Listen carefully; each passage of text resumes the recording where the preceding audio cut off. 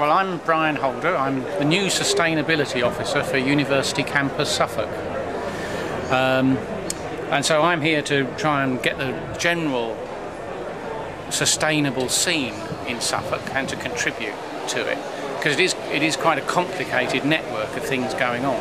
Lots of different areas. And lots of different levels, you know, right from the very practical up to the very political and financial as well. It's amazing to see so many people here. So what are you hoping to achieve at the university campus?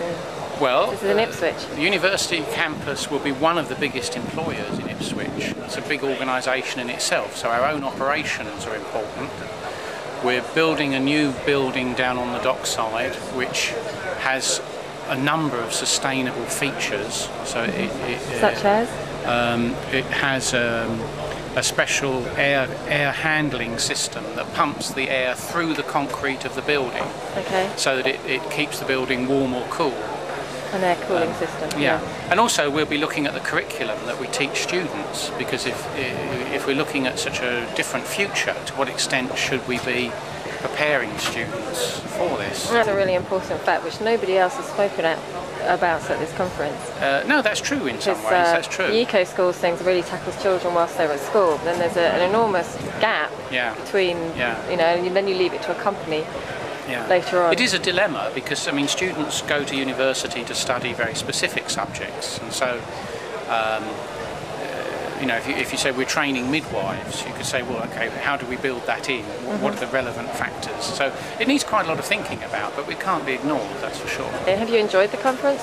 Yes, it's very good. I mean, I think the main thing is to see so much energy and so much activity here. Passion. Yes, that's true. And some influential people taking an interest in it as well. What would you like to see the project achieve?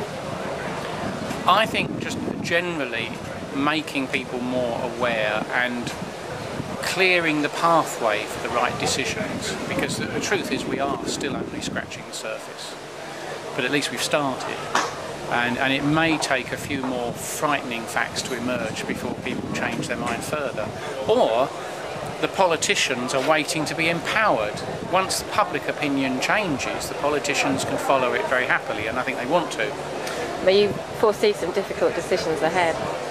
I think there's a lot of inertia in our society, understandably, and it tends to react to crisis and to urgency rather than to forward thinking necessarily.